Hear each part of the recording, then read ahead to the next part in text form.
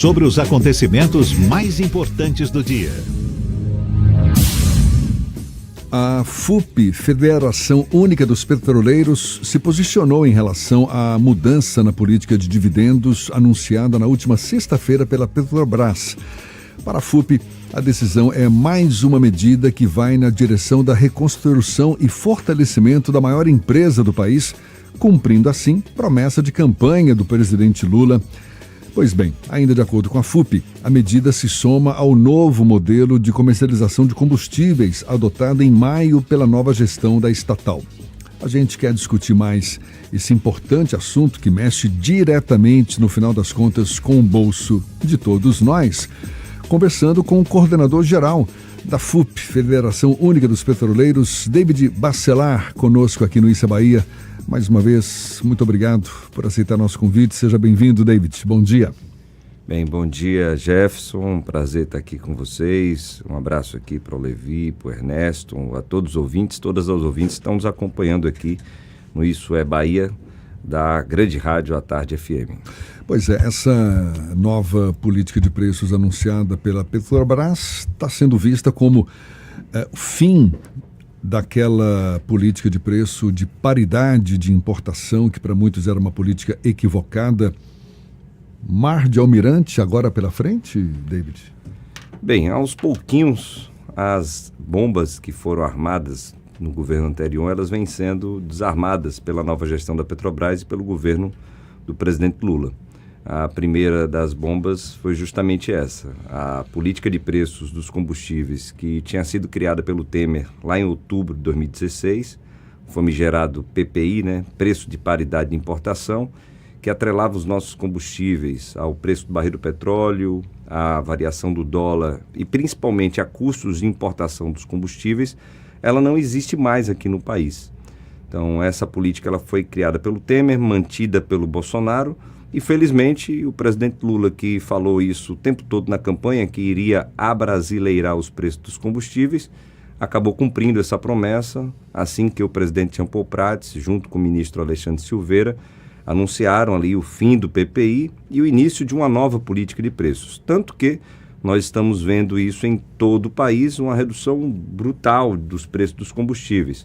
O diesel já está 23% abaixo do que é comercializado internacionalmente, a gasolina 20% abaixo do que é comercializada internacionalmente e temos aí uma queda brusca dos outros combustíveis, como o gás natural, também o gás de cozinha, uma sinalização de que, de fato, os preços dos combustíveis aqui no país estão sim sendo abrasileirados, com a exceção, infelizmente, da Bahia, do Amazonas e do Paraná. A gente não sente na pele esse reflexo, por causa da Selen, que não obedece às políticas da Petrobras, tem a sua própria política e tem resultado em aumento de preço, Sim, a gente tem visto aqui na Bahia, estava conversando agora com algumas pessoas lá de Jequié, e elas estão dizendo que o preço lá da gasolina na bomba está de R$ 6,28. A gente que tem rodado o país inteiro, a gente consegue ver o preço da gasolina em alguns estados de R$ 4,60. A diferença é gigantesca. Então, de fato, assim que a Petrobras anunciou sua nova política de preços, aqui nós tivemos um anúncio da Acelen localmente, inclusive para toda a imprensa aqui do estado da Bahia, dizendo, não, nós iremos continuar com a nossa política de preços. Qual é essa política de preços? PPI, Preço de Paridade de Importação. Até porque eles ainda utilizam muito petróleo importado e utilizam como parâmetro central justamente o preço do barril do petróleo no mercado internacional, a variação do dólar, porque o petróleo que eles importam é explorado em dólar e os custos de importação. Você tem um frete, a tributação. Então, há problemas justamente para a Selen modificar essa política de preços para eles. Por quê? Porque pagaram 1,850 bilhões de dólares para comprar a refinaria do Alves. Estão falando de um preço abaixo da metade do valuation que foi feito à época. e querem ter o retorno desse investimento no menor espaço de tempo possível. De que maneira? Minimizando seus custos em cima dos trabalhadores e trabalhadoras e maximizando seus lucros em cima da população baiana. Essa mudança de política anunciada pelo governo Lula, em grande parte, como decisão também que vai de encontro a uma mobilização nacional, não é? Porque existia um descontentamento generalizado, não é, diante dessa política. Até que ponto a gente consegue promover essa mobilização, essa pressão contra a Selen para que ela também se flexibilize um pouco mais? Realmente nós nos lembramos aqui de grandes mobilizações, né? Em 2018 tivemos a greve dos caminhoneiros e dos petroleiros. Greve essa que levou ao fim da gestão do Pedro Parente, criador do PPI, junto com o Temer ali em outubro de 2016. Greve de 5 dias que paralisou o país, uma repercussão, impactos econômicos incomensuráveis. Então, de fato, essa mobilização ela estava no radar da campanha, tanto o presidente Lula quanto o ex-presidente, eles estavam analisando os impactos dos preços dos combustíveis no processo eleitoral. A gente se lembra aqui que no finalzinho do ano passado, o próprio Bolsonaro, ele segura esse repasse, né, dos preços dos combustíveis aqui no país. A gente vê a gasolina cair de R$ 8 para R$ 7, em torno disso, tentando segurar o impacto na inflação. E o presidente Lula, muito atento, ele sinaliza de forma mais categórica, né? Não, nós não vamos manter o PPI, nós vamos acabar com o PPI, nós vamos abrasileirar os preços dos combustíveis. E felizmente isso vem acontecendo em todo o Brasil. Como disse, não apenas para o diesel, não apenas para a gasolina, mas também o GLP, que já caiu da casa dos R$100, e também o gás natural, que é um insumo básico para toda a indústria brasileira, principalmente a indústria química e petroquímica, que estamos falando na Bahia, né? Polo Petroquímico Camaçari, que é o maior polo do hemisfério sul do planeta Terra, que tem como insumo básico o gás natural e tem visto aí esse insumo básico, essa matéria-prima, ela ter seu preço também caindo por conta da mudança da política de preço na Petrobras. Mas, David, a Petrobras tem uma importância simbólica, histórica para todos nós brasileiros enorme, mas ela esteve no centro de tudo que revirou as entranhas do Estado brasileiro nos últimos anos. E toda vez que a gente fala em Petrobras, a conversa é inevitavelmente contaminada por conta desse processo, o discurso do combate à corrupção, etc., e ideologizado também na questão dos preços da Petrobras, dos preços dos combustíveis, o assunto está ideologizado. Então eu te pergunto, você disse que a gasolina que a gente que a Petrobras está vendendo aqui, não a sério, mas que a gasolina da Petrobras está 20% a menos do que o preço internacional, que o diesel está 23% a menos, é isso? A Petrobras é uma empresa internacional também, ela opera em grandes bolsas pelo mundo, etc. E quando o pessoal fala Petrobras, teve um prejuízo de tanto, está se referindo sempre ao valor de mercado da companhia, não é que ela teve exatamente um prejuízo contábil, né? Não teve um prejuízo nas contas, né? São apreciações que se fazem sobre a companhia, como é que ela está sendo gerida, e aí se define o valor de mercado. Essa política nova de preço, para nós é muito interessante, evidentemente, mas para quem contesta esse rumo que se dá à Petrobras, ela coloca a companhia em risco. A Petrobras pode passar a ter prejuízo porque está vendendo para nós aqui internamente combustível por preços inferiores aos preços praticados internacionalmente? Bem, Ernesto, interessante que nesse movimento que foi feito ontem pela Petrobras, com relação à mudança da política de dividendos, lembrando que a Petrobras nos últimos 2 anos pagou 388 bilhões de reais em dividendos para acionistas, boa parte deles estrangeiros. Americanos. Estadunidenses, principalmente. E também, com a mudança da política de preço lá atrás, nós tivemos movimentos interessantes do mercado de capitais, da Bolsa de Valores. Ontem, por sinal, as ações da Petrobras elas variaram para cima 4%. A Petrobras ontem, ela conseguiu retomar pela primeira vez em 15 anos, uma nota avançada na Fitch Ratings. Então, algo que a Petrobras já não tinha 15 anos, ontem ela conseguiu readquirir. Com todos esses movimentos que a nova gestão do presidente Jean Paul Prats tem feito, de sinalizar não somente para o mercado, mas para a população, que a Petrobras, que é uma empresa pública, uma empresa que é controlada pela União, pelo Estado brasileiro, ela segue uma orientação do seu acionista controlador, que é a União, nesse caso hoje comandada pelo presidente Luiz Inácio Lula da Silva. E quando a Petrobras ela sinaliza isso, ela também dá uma tranquilidade para os seus investidores, principalmente aqueles investidores mais perenes, de longo prazo. Estamos falando aqui de grandes fundos de investimento, principalmente de fundos de pensão de trabalhadores e trabalhadoras do mundo que têm ações da Petrobras, aqui no Brasil e em outros países também, que entendem que a empresa ela não deve ser vista como estava sendo vista no governo anterior, que era uma empresa que visava o rentismo, era aquele investimento abutre que as pessoas faziam para ter um retorno de curtíssimo prazo. Era comprar e vender ação o tempo inteiro da Petrobras. E vivia de crises, né? Todo mundo aqui se lembra, por exemplo, daquela crise forjada pelo ex-presidente da Petrobras, o Castelo Branco. Interessante, né? Que ele sai da Petrobras, vai para a presidência do Conselho de Administração da 3R Petróleo, empresa que comprou quase 700 milhões de dólares de ativos da Petrobras, mas tudo bem. Mas a gente lembra nesse caso que aquele episódio de sinalização ao Castelo Branco vai sair. De um dia para o outro, um ex-gerente da Petrobras, de RH, o Cláudio Costa, ele ganhou 11 milhões de reais. Estou falando de um dia para o outro, somente com essas movimentações das ações na Bolsa de Valores, porque ele tinha uma informação privilegiada e cometeu um crime, por sinal, aqui no país, que é o chamado insider trading, que não pode ser cometido, você utilizar informações privilegiadas para você comercializar as ações no mercado de capitais. Fizeram isso.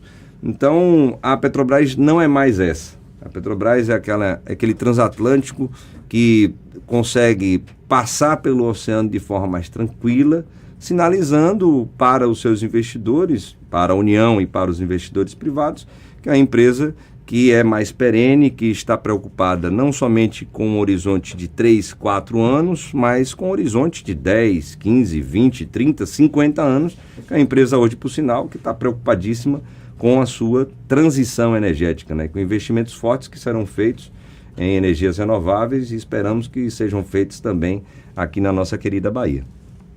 Agora, em relação aos investimentos aqui na Bahia, você falava de grandes fundos internacionais. O fundo que opera a Selen, hoje que comprou a Selen, que está buscando a recuperação desse investimento, e é natural, qualquer investidor faz isso, que é o retorno mais rápido possível, mas ele pode passar a ter também um peso muito grande na petroquímica aqui, baiana e brasileira. E como é que a gente consegue compatibilizar esses interesses? No nosso caso, por exemplo, a gente não tem alternativa, a gente só pode comprar a gasolina da Selen. A gente não pode comprar a gasolina mais barata de Minas nem de Pernambuco, né? De que maneira a entrada de um player com esse tamanho, com esse peso, nos impacta aqui? É verdade. Primeiro, essa questão. Nós tínhamos denunciado lá atrás que essa privatização da refinaria baiana, ela geraria um monopólio regional privado. E foi gerado. De fato, boa parte do mercado baiano, que não é qualquer mercado, ele está cativo à refinaria baiana. Ou seja, está cativo hoje a Selen. Raríssimas exceções, Ernesto, a gente tem ali de mercados que podem ser invadidos pela Regap, lá em Minas Gerais, ou seja, o norte de Minas, que invade ali um pouquinho do sudoeste baiano. Falou de Jequié, mas não chega em Jequié. Não chega em Jequié. Aqui Jequié tem um terminal, uma base de distribuição da Selen, que era da Petrobras ali. E o norte da Bahia, que, por exemplo, agora, pós aquele período de que o preço explodiu, o diesel chegou a quase R$9, tinha distribuidoras e postos que estavam mandando caminhões-tanque à refinaria Abreu e Lima, ali em Pojuca, Pernambuco, trazer combustível para cá. Então, fora isso, fora o extremo norte, litoral norte da Bahia, e o sudoeste, realmente todo o mercado é cativo. O que é que a gente tem feito para tentar reaver a nossa refinaria? Em conversas várias já feitas com o presidente Luiz Inácio Lula da Silva, a gente tem sinalizado a necessidade do povo baiano retomar essa refinaria, que é a primeira refinaria da Petrobras aqui no Brasil. Refinaria que, por sinal, fez 73 anos nesse ano de 2023. A refinaria de 1950, mais antiga do que a própria Petrobras. O que é que nós sinalizamos? A necessidade de nós termos um processo de negociação internacional, de fato, entre o Brasil e os Emirados Árabes, para que possamos achar uma solução para isso. Óbvio, o fundo Mubadala tem muito dinheiro para investir em qualquer área. O que o fundo Mubadala quer? Retorno do seu investimento em menor espaço de tempo possível. Na refinaria eles estão com problema. A empresa que eles criaram, a Selen, estão comprando petróleo mais caro, importado, estão disputando uma parte do mercado baiano com a própria Petrobras, estão com problemas. Então, por que não o fundo Mubadala, em uma negociação internacional, fazer investimentos outros, como você bem colocou, na petroquímica? Essa questão da Braskem ainda para se resolver. Né? Exato. Em energias renováveis, em hidrogênio verde, combustíveis verdes, que por sinal estão ligados intrinsecamente à energia eólica, solar, a linha de transmissão que chega até o polo petroquímico Camaçari. Então, há um processo de relações exteriores aí a ser feito, para nós termos, quem sabe, de volta a nossa refinaria. Sem esse negócio de cavalo de ouro, onça de ouro, camelo de ouro, nada disso. Pelo amor de Deus, dá problema. E levando em conta todas essas posições que você coloca agora, David, e independentemente de discutir questão de políticas de preço e tal, para a gente até encerrar, como é que está a relação da categoria que você representa, os petroleiros, com a Selen hoje aqui? Bem, o nosso sindicato aqui na Bahia é o Sindicato dos Petroleiros e Petroleiras do Estado da Bahia. Então, o sindicato ele representa os trabalhadores e trabalhadoras dessa categoria que atuam na Petrobras, mas também em todas as empresas do segmento aqui no Estado. Exato. Então, hoje já são 29 acordos coletivos de trabalho negociados com o Sindipetro Bahia, dentre eles um acordo coletivo de trabalho que é negociado com a Selen. Nesse exato momento, nós estamos com a nossa coordenadora, Elizabeth Sacramento, por sinal, a primeira coordenadora, ou seja, a primeira mulher que está à frente do Sindipetro Bahia, uma mulher negra, uma mulher preta, baiana daqui do nosso estado, à frente do Sindipetro Bahia, fazendo assembleias nesse exato momento com os trabalhadores e trabalhadoras da Selen, para nós termos uma nova negociação do acordo coletivo de trabalho que nós construímos no ano passado.